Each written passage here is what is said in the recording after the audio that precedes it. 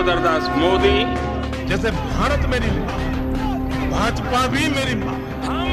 और मेरा तो मंत्र है, न खाऊंगा न खाने दूंगा। मैं देश नहीं बिकने दूंगा, मैं देश नहीं झुकने दूंगा।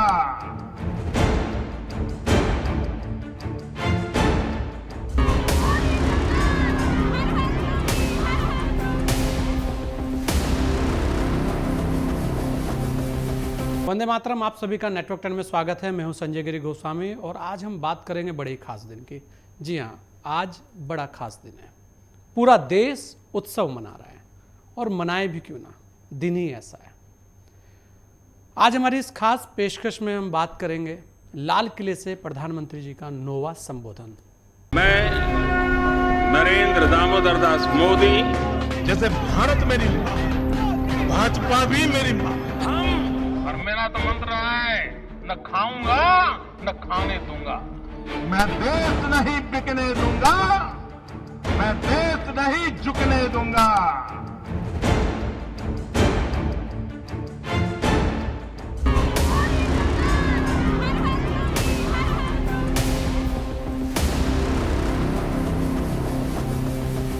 भारत अपनी आज़ादी के 75 वर्ष पूरे कर चुका है और देश आज आज़ादी का अमृत महोत्सव मना रहा है। आज़ादी के इस त्यौहार पर देश के प्रधानमंत्री नरेंद्र मोदी ने लाल किले की प्राचीर से तिरंगा फहराकर राष्ट्र को लगातार 9वीं बार संबोधित किया है, जिसमें उन्होंने आज़ादी के आंदोलन और स्वतंत्रता के बाद राष्ट्र निर्माण में योगदान देने के लिए सभी स्वतंत्रता सेनानियों एवं महापुरुषों को याद किया तथा उन्हें नमन किया। आइए देखते हैं उनके संबोधन के कुछ खास अंश।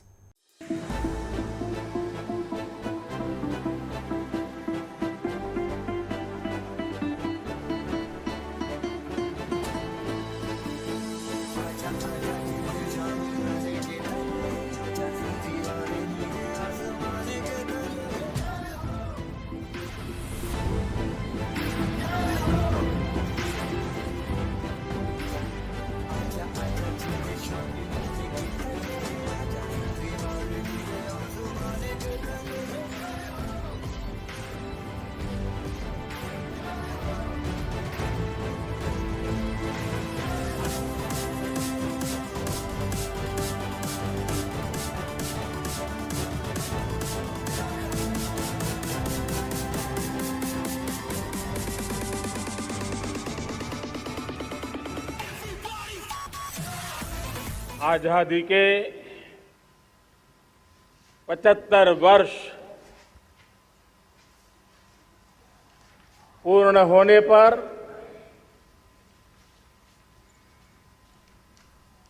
देशवासियों को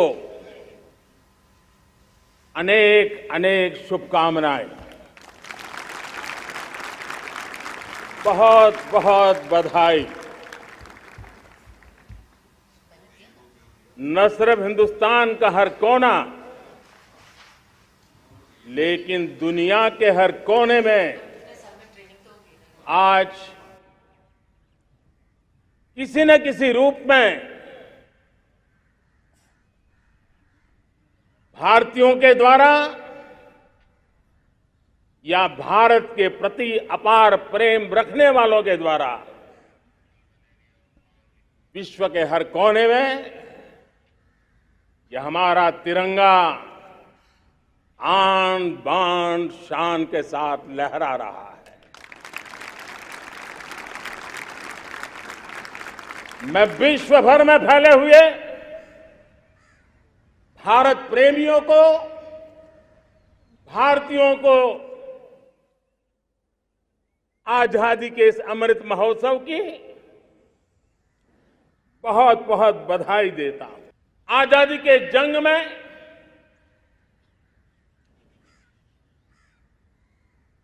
गुलामी का पूरा कालखंड संघर्ष में बीता है। हिंदुस्तान का कोई कोना ऐसा नहीं था, कोई काल ऐसा नहीं था जब देशवासियों ने सैकड़ों सालों तक गुलामी के खिलाफ जंग न किया हो, जीवन न खपाया हो, यातनाएं न झेली हो, आहुति न दी हो। आज हम सब देशवासियों के लिए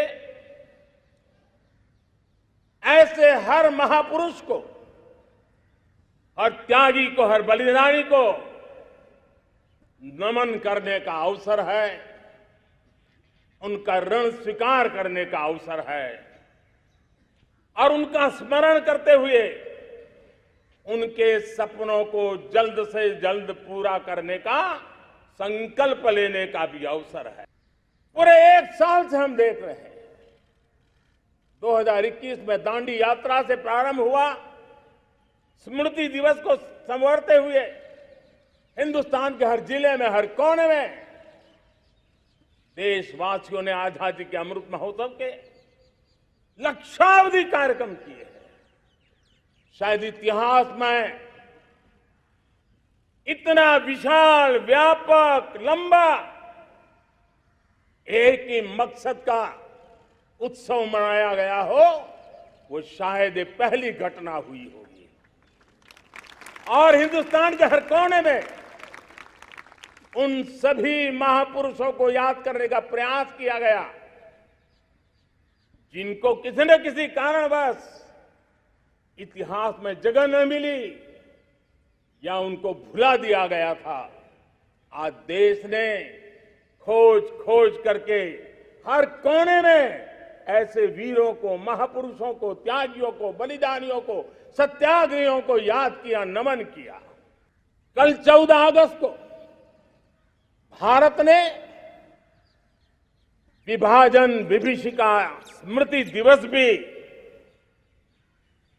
बड़े भारी मन से हृदय के गहरे गांवों को याद करते हुए, उन कोटि कोटि जनों ने बहुत कुछ सहन किया था, तिरंगे की शान के लिए सहन किया था, मातृभूमि की मिट्टी से मोहब्बत के कारण सहन किया था। तो पिछले 75 साल में देश के लिए जीने मरने वाले, देश की सुरक्षा करने वाले, देश के संकल्पों को पूरा करने वाले,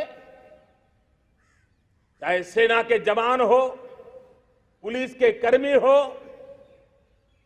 शासन में बैठे हुए ब्यूरोक्रेट्स हो, जनप्रतिनिधि हो, स्थानीय स्वराज की संस्थाओं के शासक प्रशासक रहे हो, राज्यों के शासक प्रशासक रहे हो, केंद्र के शासक प्रशासक रहे हो, 75 साल में इन सबके योगदान को भी आज स्मरण करने का अवसर है और देश के कोटि कोटि नागरिकों को भी, जिन्होंने 75 साल अनेक प्रकार की कठिनाइयों के बीच भी देश को आगे बढ़ाने के लिए अपने से जो हो सका वो करने का प्रयास किया है। और ये भी सच्चाई है कि सैकड़ों सालों के गुलामी के कालखंड ने भारत के मन को, भारत के मानवीय की भावनाओं को गहरे घाव किए थे, गहरी चोटें पहुंचाई थी, लेकिन उसके भीतर एक जिद भी थी, एक जिजीविषा भी थी, एक जुनून भी था, एक जोम भी था। और उसके कारण अभावों के बीच में भी, उपहास के बीच में भी, और जब आजादी का जंग अंतिम चरण में था तो देश को डराने के लिए, निराश करने के लिए, हताश करने के लिए सारे उपाय किए गए थे। अगर आजादी आई, अंग्रेज चले जाएंगे तो देश टूट जाएगा, बिखर जाएंगे, लोग अंदर अंदर लड़ करके मर जाएंगे, कुछ नहीं बचेगा, अंधकार युग में भारत चला जाएगा। न जाने क्या क्या आशंकाएं व्यक्त की गई थी, लेकिन उनको पता नहीं था ये हिंदुस्तान की मिट्टी है, इस मिट्टी में वो सामर्थ्य है जो शासकों से भी परे सामर्थ्य का एक अंतर प्रभार लेकर के जीता रहा है, सदियों तक जीता रहा है। भारत लोकतंत्र किसी भी देश की नींव होता है और यही बात प्रधानमंत्री मोदी ने अपने संबोधन में कही। उन्होंने भारत को लोकतंत्र की जननी बताया। उन्होंने कहा कि जिस देश में लोकतंत्र होता है वह देश दुनिया की किसी भी शक्ति के विरुद्ध लड़ सकता है और जीत भी सकता है। प्रधानमंत्री मोदी ने अपने संबोधन के जरिए देशवासियों को मदर ऑफ डेमोक्रेसी की अहमियत को समझाया। आगे बढ़ता रहा। भारत की विविधता जो औरों को भारत के लिए बोझ लगती थी, वो भारत की विविधता ही भारत की एक अनमोल शक्ति है, शक्ति का एक अटूट प्रवाह है। और दुनिया को पता नहीं था कि भारत के पास एक इनहेरेंट सामर्थ्य है, एक संस्कार सरिता है, एक मन मस्तिष्क का विचारों का बंधन है, और वो है भारत लोकतंत्र की जननी है, मदर ऑफ डेमोक्रेसी है। और जिनके जहन में लोकतंत्र होता है वे जब संकल्प करके चल पड़ते हैं, वो सामर्थ्य दुनिया की बड़ी बड़ी सल्तनतों के लिए भी संकट का काल लेकर के आती है। ये मदर ऑफ डेमोक्रेसी, ये लोकतंत्र की जननी हमारे भारत ने सिद्ध कर दिया कि हमारे पास ये एक अनमोल सामर्थ्य है। यहां वक्त एक छोटे से ब्रेक का, जल्द लौटेंगे आपके बीच। मैं नरेंद्र दामोदर दास मोदी, जैसे भारत मेरी मां, भाजपा भी मेरी मां। और मेरा तो मंत्र है, न खाऊंगा न खाने दूंगा। मैं देश नहीं बिकने दूंगा, मैं देश नहीं झुकने दूंगा।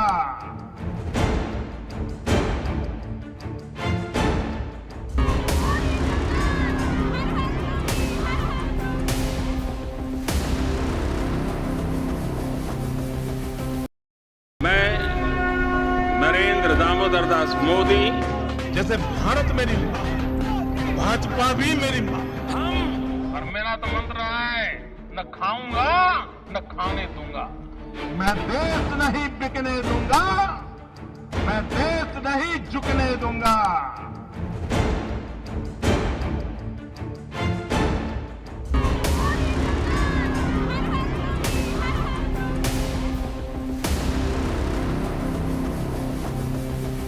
ब्रेक के बाद आपका स्वागत है। आज हम बात कर रहे हैं लाल किले से प्रधानमंत्री के 9वें संबोधन को लेकर। मैं नरेंद्र दामोदर दास मोदी, जैसे भारत मेरी मां, भाजपा भी मेरी मां। और मेरा तो मंत्र है, न खाऊंगा न खाने दूंगा। मैं देश नहीं बिकने दूंगा, मैं देश नहीं झुकने दूंगा।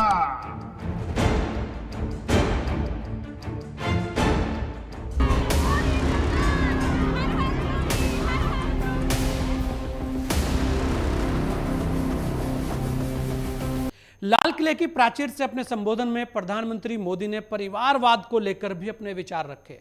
उन्होंने कहा कि जब वे भाई भतीजावाद या परिवारवाद की बात करते हैं तो लोगों को लगता है कि वे सिर्फ राजनीतिक क्षेत्र की बात कर रहे हैं, लेकिन दुर्भाग्य से राजनीति की इस बुराई ने हिंदुस्तान की सभी संस्थाओं में परिवारवाद को बढ़ावा दिया है। इससे भारत की प्रतिभा को नुकसान होता है। प्रधानमंत्री मोदी ने युवाओं से अपील करते हुए कहा है कि देश के युवा इस जंग में उनका साथ दें। इस 25 वर्ष का अमृत काल के लिए जब हम चर्चा करते हैं तब मैं जानता हूं चुनौतियां अनेक है, मर्यादाएं अनेक हैं, मुसीबतें भी है, बहुत कुछ है। हम इसको कम नहीं आंकते हैं, रास्ते खोजते हैं, लगातार कोशिश कर रहे हैं। लेकिन दो विषयों को तो मैं यहां आज चर्चा करना चाहता हूं। चर्चा अनेक विषयों पर हो सकती है, लेकिन मैं अभी समय की सीमा के कारण दो विषयों पर चर्चा करता हूं। और मैं मानता हूं हमारे इन सारी चुनौतियों को कारण, विकृतियों के कारण, बीमारियों के कारण इस 25 साल का अमृतकाल, उस पर शायद अगर हमने समय रहते नहीं चेते, समय रहते समाधान नहीं किए, तो वो ये विकराल रूप ले सकते हैं। और इसलिए मैं सबकी चर्चा न करते हुए दो पर जरूर चर्चा करना चाहता हूं। एक है भ्रष्टाचार, दूसरा है भाई भतीजावाद, परिवारवाद। और जब मैं भाई भतीजावाद, परिवारवाद की बात करता हूं तो लोगों को लगता है मैं सिर्फ राजनीतिक क्षेत्र की बात करता हूं। जी नहीं, दुर्भाग्य से राजनीतिक क्षेत्र की उस बुराई ने हिंदुस्तान की हर संस्थाओं में परिवारवाद को पोषित कर दिया है। परिवारवाद हमारी अनेक संस्थाओं को अपने में लपेटे हुए है और उसके कारण मेरे देश की टैलेंट को नुकसान होता है, मेरे देश के सामर्थ्य को नुकसान होता है। जिनके पास अवसर की संभावनाएं हैं वो परिवारवाद, भाई भतीजे के बाद बाहर रह जाता है। भ्रष्टाचार का भी कारण ये भी एक बन जाता है ताकि उसका कोई भाई भतीजे के कार्य आसरा नहीं है तो लगता है चलो भाई कहीं से खरीद करके के जगह बना लूं। इस परिवारवाद से, भाई भतीजावाद से हमें हर संस्थाओं में एक नफरत पैदा करनी पड़ी होगी, जागरूकता पैदा करनी होगी, तब हम हमारी संस्थाओं को बचा पाएंगे। संस्थाओं के उज्जवल भविष्य के लिए बहुत आवश्यक है। उसी प्रकार से राजनीति में भी परिवारवाद ने देश के सामर्थ्य को सबसे सारा अन्याय किया है।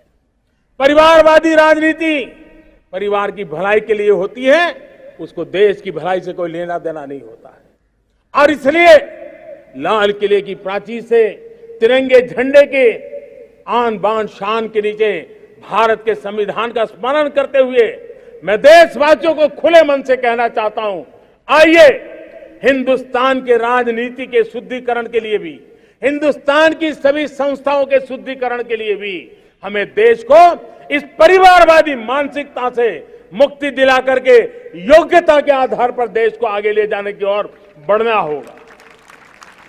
यह अनिवार्यता है, वरना हर किसी का मन कुंठित रहता है कि मैं उसके लिए योग्य था, मुझे नहीं मिला क्योंकि मेरा कोई चाचा, मामा, पिता, दादा, दादी, नाना, नानी कोई वहां थे नहीं। ये मनस्थिति किसी भी देश के लिए अच्छी नहीं। मेरे देश के नौजवानों, मैं आपके उज्जवल भविष्य के लिए, आपके सपनों के लिए मैं भाई भतीजावाद के खिलाफ लड़ाई में आपका साथ चाहता हूं। परिवारवादी राजनीति के खिलाफ लड़ाई में मैं आपका साथ चाहता हूं। ये संवैधानिक जिम्मेवारी मानता हूं मैं, ये लोकतंत्र की जिम्मेवारी मानता हूं मैं, ये लाल किले के प्राचीर से कही गई बात की ताकत में मानता हूं और इसलिए मैं आज आपका अवसर चाहता हूं। हमने देखा पिछले दिनों खेलों में, ऐसा तो नहीं है कि देश के पास पहले प्रतिभाएं नहीं रही होंगी, ऐसा तो नहीं है कि खेलकूद की दुनिया में हिंदुस्तान के नौजवान, हमारे बेटे बेटियां कुछ कर नहीं सकते, लेकिन सिलेक्शन भाई भतीजेवाद की चैनल से गुजरते थे और उसके कारण वो खेल के मैदान तक, उस देश तक तो पहुंच जाते थे।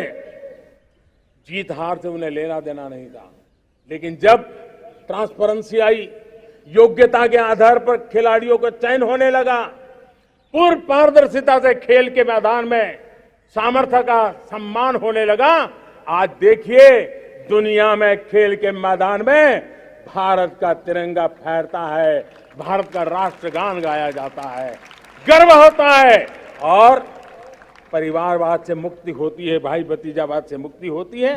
तो ये नतीजे आते हैं। प्रधानमंत्री मोदी के भाषणों को अगर देखें तो इस बार उन्होंने 83 मिनट तक देश को संबोधित किया।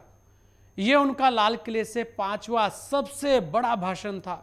आपको बता दें कि इससे पहले वे 2016 में 94 मिनट तक देश को संबोधित कर चुके हैं, जो उनका सबसे लंबा भाषण था। इस बार के अपने 83 मिनट के भाषण में उन्होंने अपने विरोधियों को साफ साफ संदेश दिया है कि जिन्होंने देश को लूटा है उन्हें अब लौटाना होगा।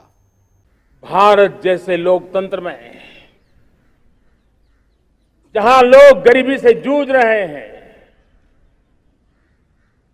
जब ये दृश्य देखते हैं, एक तरफ वो लोग हैं जिनके पास रहने के लिए जगह नहीं है, दूसरी तरफ वो तरह लोग हैं जिनको अपना चोरी किया हुआ माल रखने के लिए जगह नहीं है। ये स्थिति अच्छी नहीं है और इसलिए हमें भ्रष्टाचार के खिलाफ पूरी ताकत से लड़ना है। पिछले 8 वर्षों में डायरेक्ट बेनिफिट ट्रांसफर के द्वारा आधार, मोबाइल, इन सारे आधुनिक व्यवस्थाओं का उपयोग करते हुए 2 लाख करोड़ रुपए जो गलत हाथों में जाते थे उसको बचा करके देश की भलाई के लिए काम लगाने में हम सफल हुए हैं। जो लोग पिछली सरकारों में बैंकों को लूट लूट करके भाग गए, उनकी संपत्तियां जब्त कर करके वापस लाने की कोशिश कर रहे हैं। कईयों को जेलों में जीने के लिए मजबूर करके रखा हुआ है। हमारी कोशिश है जिन्होंने देश को लूटा है उनको लौटाना पड़े, वो स्थिति हम पैदा करेंगे। भाइयों बहनों, अब भ्रष्टाचार के खिलाफ मैं साफ देख रहा हूं कि हम एक निर्णायक कालखंड में कदम रख रहे हैं। बड़े बड़े चमरबंदी भी बच नहीं पाएंगे। इस मिजाज के साथ भ्रष्टाचार के खिलाफ एक निर्णायक कालखंड में अब हिंदुस्तान कदम रख रहा है। और मैं लाल किले की प्राचीर से बड़ी जिम्मेवारी के साथ कह रहा हूं। और इसलिए भाइयों बहनों, भ्रष्टाचार दीमक की तरह देश को खोखला कर रहा है। मुझे इसके खिलाफ लड़ाई लड़नी है, लड़ाई को तेज करना है, निर्णायक मोड़ पे लेकर के ही जाना है। तब मेरे 130 करोड़ देशवासी, आप मुझे आशीर्वाद दीजिए, आप मेरा साथ दीजिए। मैं आज आपसे साथ मांगने आया, आपका सहयोग मांगने आया हूं, ताकि मैं इस लड़ाई को लड़ पाऊं, इस लड़ाई को देश जीत पाए और सामान्य नागरिक की जिंदगी भ्रष्टाचार ने तबाह करके रखी हुई है। मैं मेरे इन सामान्य नागरिक की जिंदगी को फिर से शान बान शान के लिए जीने के लिए रास्ता बनाना चाहता हूं। और इसलिए मेरे प्यारे देशवासियों, ये चिंता का विषय है कि आज देश में भ्रष्टाचार के प्रति नफरत तो दिखती है, व्यक्त भी होती है, लेकिन कभी कभी भ्रष्टाचारियों के प्रति उदारता बरती जाती है। किसी भी देश में ये शोभा नहीं देगा। और कई लोग तो इतनी बेशर्मी तक चले जाते हैं कि कोर्ट में सजा हो चुकी हो, भ्रष्टाचारी सिद्ध हो चुका हो, जेल जाना तय हो चुका हो, जेल गुजार रहे हो, उसके बावजूद भी उनका महिमा मंडन करने में लगे रहते हैं, उनकी शान शौकत में लगे रहते हैं, उनकी प्रतिष्ठा बनाने में लगे रहते हैं। अगर जब तक समाज में गंदगी के प्रति नफरत नहीं होती है, स्वच्छता की चेतना जगती नहीं है। जब तक भ्रष्टाचार और भ्रष्टाचारी के प्रति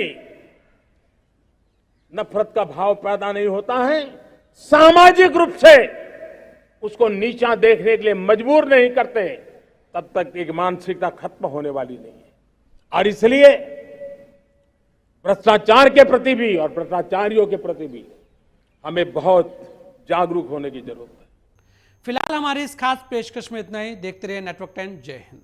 मैं नरेंद्र दामोदर दास मोदी, जैसे भारत मेरी मां, भाजपा भी मेरी मां। और मेरा तो मंत्र है, न खाऊंगा न खाने दूंगा। मैं देश नहीं बिकने दूंगा, मैं देश नहीं झुकने दूंगा।